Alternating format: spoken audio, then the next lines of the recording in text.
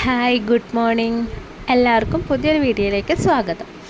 ഇന്നൊരു ചെറിയൊരു പ്രത്യേകതയുള്ള ദിവസമാണ്. വേറെ ഒന്നുമല്ല, കുഞ്ഞുൻ്റെ സ്കൂളിൽ നിന്ന് ആനുവൽ ഡേ ആണ്.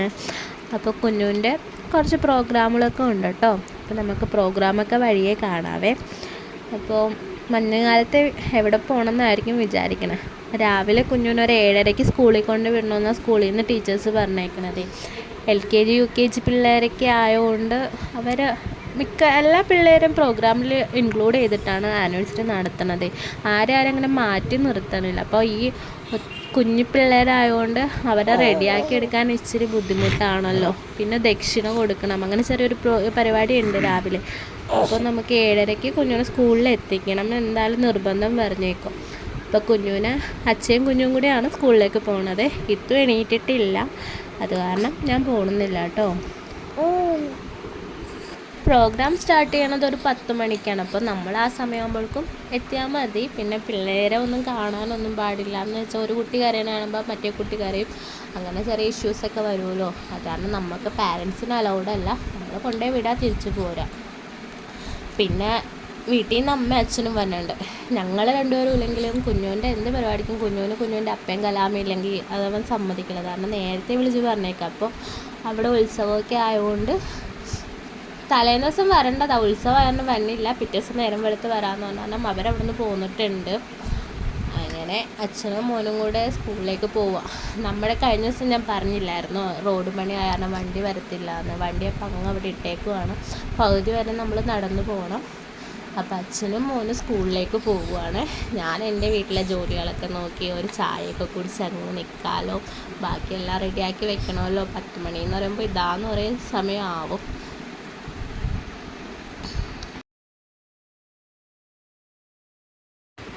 അങ്ങനെ അച്ഛനും കുഞ്ഞും സ്കൂളിലേക്ക് പോയി. ഞാനന്നൊരു ഗ്ലാസ് ചായ കുടിക്കാമല്ലോ എന്ന് വിചാരിച്ച് ചായ ഉണ്ടാക്കുമായിരുന്നേ. എനിക്ക് രാവിലെ ഒരു ഗ്ലാസ് ചായ കുടിച്ചില്ലെങ്കിൽ അന്നത്തെ ദിവസം മൊത്തം പോക്കായിരിക്കും. എന്താണെന്നറിയില്ല, കുഞ്ഞുനാളിലോട്ടുള്ള ശീലം ആയതുകൊണ്ടാണെന്ന് അറിയില്ല, അത് മാറ്റാൻ പറ്റില്ല. കാരണം രാവിലെ ഞാനൊരു ചായയൊക്കെ ഉണ്ടാക്കി ചായ കുടിച്ചുകൊണ്ട് ഇങ്ങനെ നിൽക്കുമ്പോഴാണ് ഇത്തു എണീറ്റ്. പിന്നെ ഇത്തുവിനെ കുറച്ച് നേരം എടുത്തുകൊണ്ടൊക്കെ നടക്കണം, ഇച്ചിരി നേരം കളിപ്പിക്കണം, അങ്ങനെയൊക്കെ ഉണ്ട്. അങ്ങനെ അത് കഴിഞ്ഞപ്പോൾ ഞാൻ പിന്നെ സമയം ഇതാന്ന് പറയുമ്പോൾ പൊയ്ക്കൊണ്ടിരിക്കുക. നമുക്ക് 10 മണിയെന്ന് പറഞ്ഞാൽ 10 മണിക്ക് തന്നെ സ്കൂളിലെത്തണം എന്നാണ് പറഞ്ഞിരിക്കുന്നത്. എന്ന് വെച്ച് കഴിഞ്ഞാൽ രാവിലെ 10 മണി തൊട്ട് 1 മണി വരെ PKGക്കാർക്ക് പ്രോഗ്രാമും, 1 മണി തൊട്ട് 1 മണിയല്ല 2 മണി കഴിഞ്ഞിട്ട് പിന്നെ LP UP അവർക്കൊക്കെ കൊടുക്കണം സ്റ്റേജ്. അപ്പോൾ 1 മണിക്ക് കറക്റ്റ് പ്രോഗ്രാം നമുക്ക് നിർത്തേണ്ടതാണ്. സമയം 9 മണി ആവാറായി. പിന്നെ എല്ലാം വേഗമായിരുന്നു. ഇതാണ് കുഞ്ഞുൻ്റെ school, saint Sebastian UP school. UP സ്കൂളിൻ്റെ അവിടെ വെച്ചാണ് നമ്മൾ എന്ത് പ്രോഗ്രാം വന്നാലും നടത്താറുള്ളത്. PKG വേറെ സെക്ഷൻ, ഹൈസ്കൂൾ വേറെ സെക്ഷൻ, അങ്ങനെ 3 സെക്ഷനായിട്ടാണ് ഇവരുടെ സ്കൂൾ വന്നേക്കുന്നത്. നമ്മൾ കറക്റ്റ് എത്തലും പ്രെയർ ഡാൻസ് സ്റ്റാർട്ട് ചെയ്യുകയും ചെയ്തു കേട്ടോ. കയറി നമ്മൾ വരുമ്പോൾ തന്നെയായിരുന്നു പ്രെയർ ഡാൻസ് നടന്നുകൊണ്ടിരുന്നത്. ഒത്തിരി അങ്ങനെ സ്റ്റേജിലിരുന്ന് മുഷിപ്പിക്കണില്ല, അത് കാരണം പരിപാടി കാണാനും നമുക്കൊരു ഇൻട്രസ്റ്റ് ആയിരുന്നു. ഇത്തവണ ഇവരുടെ ആനിവേഴ്സറിയുടെ പേര് വന്ന് ബാസുരം എന്നായിരുന്നു കേട്ടോ. അങ്ങനെ ഇനാഗ്രേഷൻ പരിപാടിയൊക്കെ കഴിഞ്ഞു. ഇതാണ് സിസ്റ്റർ എൽസ ജോസ്, അതായത് കുഞ്ഞുൻ്റെയൊക്കെ PKGക്കാരുടെ പ്രിൻസിപ്പളായിരുന്നു കേട്ടോ. മാം ജോയിൻ ചെയ്തിട്ട് 1 വർഷമാണുള്ളൂ, ഈ വർഷമാണ് വന്നത്. മാമിനെ പറ്റി പറയുന്നത് അടിപൊളിയാണ് കേട്ടോ. എന്താ പറയുക, നമ്മളോട് ഭയങ്കര ഫ്രണ്ട്ലി അങ്ങനെയാണ്. മാം ഇപ്പോൾ ആ 1 വർഷത്തെ റിപ്പോർട്ട് അയക്കണം. ഈ വർഷത്തെ ജില്ലാതല ഇടുക്കി പ്രവേശനോത്സവം ഇവരുടെ സ്കൂളിൽ വെച്ചായിരുന്നു. പിന്നെ സ്കൂൾ തുടങ്ങുന്നതും അവസാനിക്കുന്ന time Malayalam, English, Hindi, GK, maths, അങ്ങനെ അവരെ പഠിപ്പിക്കുന്ന സബ്ജക്റ്റ്, ഇത്ര ടീച്ചേഴ്സ് ഉണ്ട്.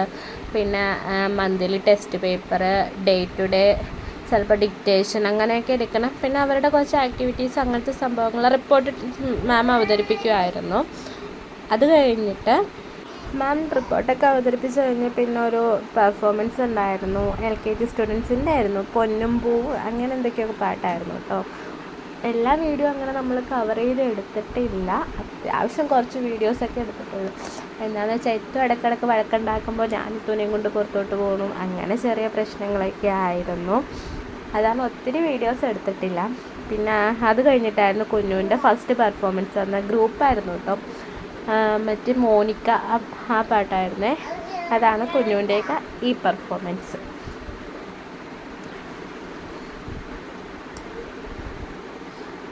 അത് കഴിഞ്ഞ് രണ്ടാമത് കളിച്ചത് ഒരു DJ ആയിരുന്നു, റീമിക്സ് DJ ആയിരുന്നു കളിച്ചത്.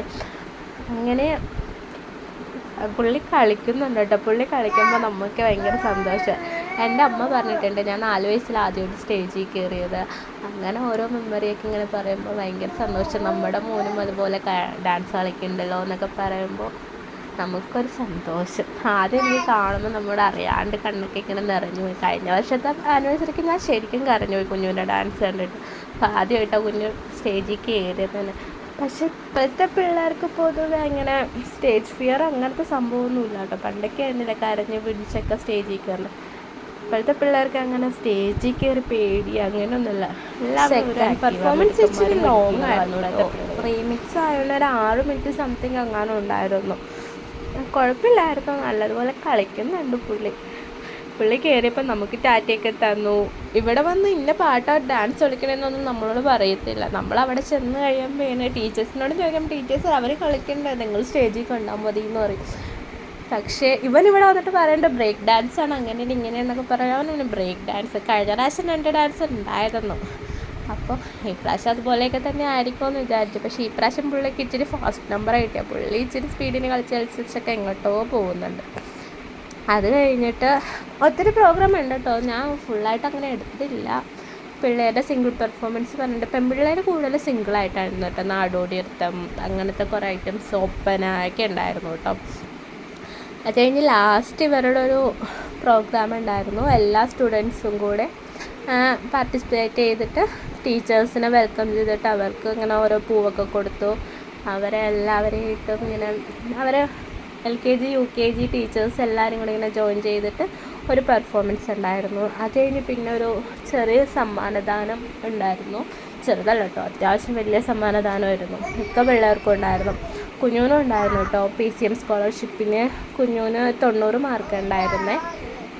അത് കാരണം അവനൊരു മെഡലും സർട്ടിഫിക്കറ്റും ക്യാഷ് അവാർഡും ഉണ്ടായിരുന്നു പുള്ളിക്ക്. പിന്നെ അതൊക്കെ വാങ്ങി.